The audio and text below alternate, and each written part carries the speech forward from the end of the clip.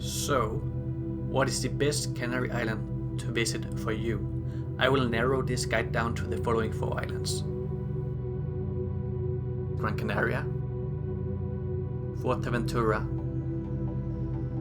Lanzarote, and La Palma, as I have yet to visit and enjoy the last 3 islands. But trust me guys, these 4 islands have plenty to offer for half a lifetime of traveling. I will review the following topics for each destination, and at the end of the video I will summarize the video to make it easier to understand the pros and the cons of each island. So which is better for you? Well, you will have to decide.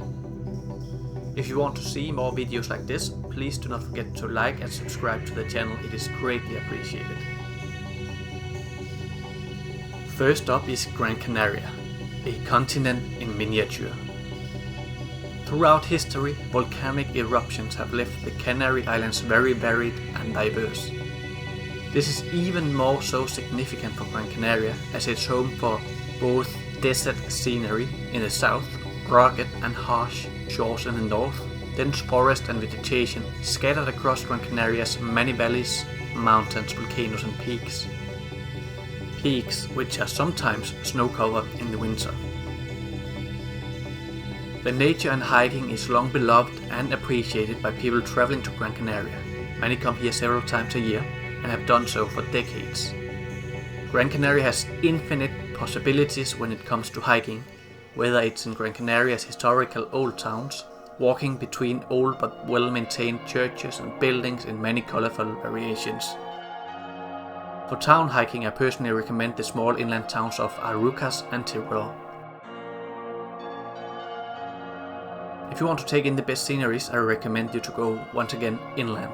Hiking near famous spots such as Pico de las Nieves and Roque is always a great option. Another famous place is a small hike around Caldera de Bandama. I would suggest combining this with something else, as it can be done relatively quickly. If you want to skip the beaten track, I was personally very impressed with the hiking in the area just north of the small town of Cruz de Tejeda. Gran Canaria is equally famous for its historical towns with a blend of modern, colonial, Gothic, Renaissance and neoclassical style buildings and architecture. So many in fact that I honestly haven't seen anywhere near all of it. Some of the most famous old towns are Puerto de Mogan and Vicueta Old Town. The latter is part of the island capital Las Palmas. Less visited towns I can recommend would be Viegas and San Mateo, both which could be easily combined for the same day in a rental car. Regarding Gran Canaria's beaches, I will keep it short. Almost all popular resorts on Gran Canaria's southern coasts can boast of great beaches. Not all are completely natural, and there has been plenty of human intervention towards making the beaches as ideal as possible. You're basically spoiled with great options. The only thing that could possibly be bothersome for certain persons is the lack of privacy. The best beaches are quite often crammed together with people, activities and noise, of course based on seasonality. Fourth and last, getting around the island.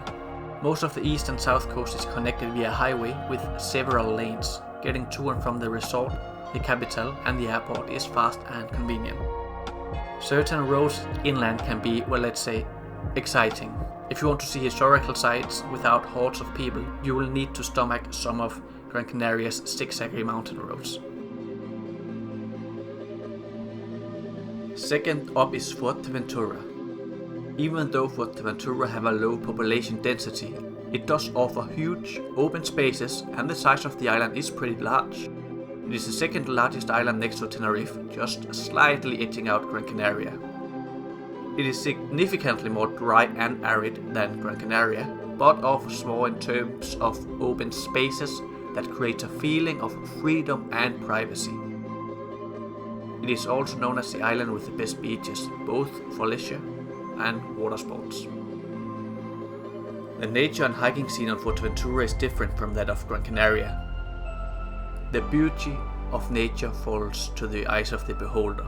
Fuerteventura looks more rough, dramatic, dry and volcanic, which is amazing in its own right, but does not offer the same variety as some of the other Canary Islands.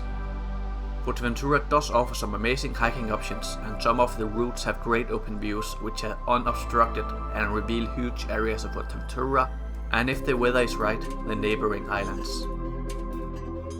I recommend a trip to the top of Calderon Hondo near Lahares. If you're not much for heights, I advise for a walk in the Coralejo sand dunes and hiking towards the dramatic views, cliffs and caves near Ahoy on Fuerteventura's west coast. In terms of the island's historical attractions, it is worthwhile to know that Fuerteventura is the oldest of the Canary Islands, dating back to volcanic activity that happened 20 million years ago. Before the Catholic conquest of the island, it was separated into two pre-colonial kingdoms of Macerata and Handia, a history I won't go in depth with in this video. It was the second Canary Island to be colonized by Jean de Betancourt and Gadifer de la Salle. They established Betancuria as the island's capital, and it remained as such until 1835, when the current capital took over Puerto de Rosario. If you enjoy history, then Betancuria is a must-see. If you are heading to Betancuria, please do combine it with the two statues representing the two kings, Ayose and Guise, and go to Mirador Muro Velosa. These places are respectively paying tribute to the pre-colonial history and the volcanic and natural part of Fuerteventura's history. If one word is synonymous with Fuerteventura, it is probably beaches. From north to south and from east to west, you will always be able to find a nice sandy beach in little to no time. From the natural beaches belonging to the Sand Dunes of Coralejo, or the equally inviting natural beaches stretching for several kilometers at the coast of Handia, you can easily access a beach as nature intended them to be. Other beaches, either natural or those molded by people, offer protected bays, whether it's those found in Caleta de Fuste near the airport or El Cotillo in the northwesternmost corner of the island. If you want to surf, you also have plenty of options. Of course, keep in mind that the weather can help dictate the best spots on any given day. I personally experienced a lot of activity on the beaches south of El Cotillo and Muchacho, the northernmost village on the island. Transport infrastructure makes Fuerteventura super convenient. Traffic is very overbearing, and you'll likely spend most of the time on the highway, going from Coralejo in the north all the way to Handia in the south. The only time you might find the roads overly exciting is when leaving Betancuria Valley through its southern corridor. Third up is La Palma. La Palma is also known as La Isla Bonita, the beautiful island. The island is located in the Canary Island group's northwesternmost corner. This island is famous for its nature, sceneries and green colors. Even though the island is quite small, it does offer plenty of diversity in its geography, from its volcanic landscapes in the south to the green and mountainous central and northern parts of the island. The hiking and nature on La Palma is some of the best I have personally experienced. For hiking, it offers some world-class locations, from the volcano route in the south, hiking in the huge caldera in the center, to walking in the dense forest of Hostilos in the northeastern part of La Palma. The scenery also offers plenty of diversity, with volcanic beaches, dramatic cliffs, and even viewpoints above the clouds. As with Gran Canaria, I also enjoyed some of La Palma's colonial towns for walking. I would especially recommend the capital of Santa Cruz de La Palma in the east and Los Llanos in the west. Second is the historical attractions. I already mentioned Santa Cruz de La Palma and Los Llanos for the Canary Island style of colonial towns. Most of the island's attractions are centered around its stunning and dramatic nature. However, if you're interested in some of the older history related to its residents, head to San Andres and Sources and visit the Ronaldea distillery. More famous is Roque de los Muchachos. Here you'll find an astronomical observatory. It is located 2400 meters above sea level. According to certain statistics, it's the second best place in the northern hemisphere for optical and infrared astronomy. The beaches on La Palma are certainly beautiful and dramatic. However, you're not as spoiled for choices as in Gran Canaria and Fuerteventura. Most beaches offer black volcanic sand and not so idyllic swimming conditions. This does however not mean you can't find some decent beaches. Most of the bigger coastal towns have a decent to good beach, with Santa Cruz de la Palma and Los Muchachos on the east coast, and Tazacorte and Puerto de Naos on the west coast. An alternative to the beaches are the natural pools found on the northern shores, Charco Azul and Piscinas de la Bahania. For the roads and transport, you clearly feel that La Palma is the steepest of the islands. Plenty of windy roads for the most parts of the island makes driving here either a nightmare or very entertaining. Depends on who you are. Good roads do exist through the center of the island between the two main towns, Los Llanos and Santa Cruz de la Palma, as well as the roads going around the southern end of the island.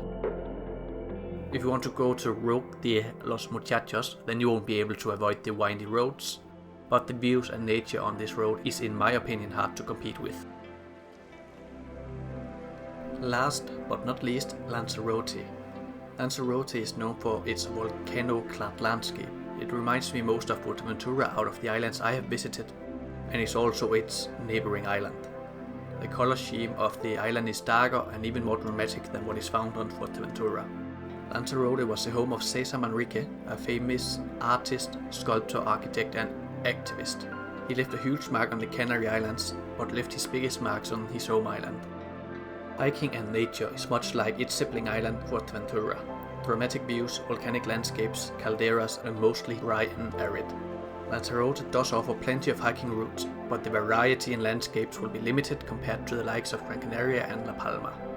I recommend finding a route for Timanfaya National Park or Los Volcanes Natural Park and walk between the seemingly endless amount of volcanoes and calderas. If you find yourself around Playa Blanca and the southern end of the island, I recommend you to walk from the resort towards the famous Playa del Papagayo. Lanzarote is one of the most historically significant islands when it comes to Canary Island's colonization, because it was the first island to be visited by Jean de Betancourt and Gadifer de la Salle. It was also home to the first capital of the islands, Teguise. Teguise was the capital of Lanzarote from the 15th century until 1852. The history presented across the island today is much related to the island's natural heritage, such as Timanfaya National Park and all creations designed by Cesar Manrique.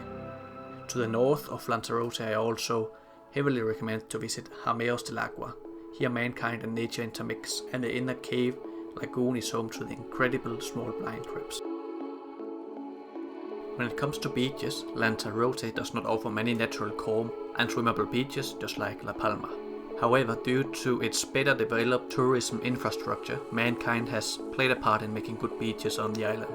Most tourist resort towns such as Playa Blanca, Puerto del Carmen, Arrecife and Costa Teguise have great swimmable beaches, which I admittedly lack footage of. When it comes to transport and infrastructure, I once again can't stop relating to Fuerteventura. Getting around the island is super convenient and a highway can take you from north to south. The smaller roads are also mostly straightforward and very friendly towards all drivers. Now it's time for a quick recap. Everyone has their own favorite island. Some prefer the dramatic landscapes for Fuerteventura and Lanzarote. Others love hiking the green mountains of Gran Canaria and La Palma. If you look at my boxes, you can see my suggestions to the strengths of each island. For Gran Canaria, it's the colonial villages, diversity in nature, and its great tourist infrastructure. Fuerteventura feels very free-spirited and spacious. Easily has the best beaches of any of the islands, in my opinion, and it's fantastic for sports, cycling and anything going on in and above the water. La Palma out of the four islands seems the most authentic. It also matches Gran Canaria in its diversity in nature, and it does also have its two great colonial towns.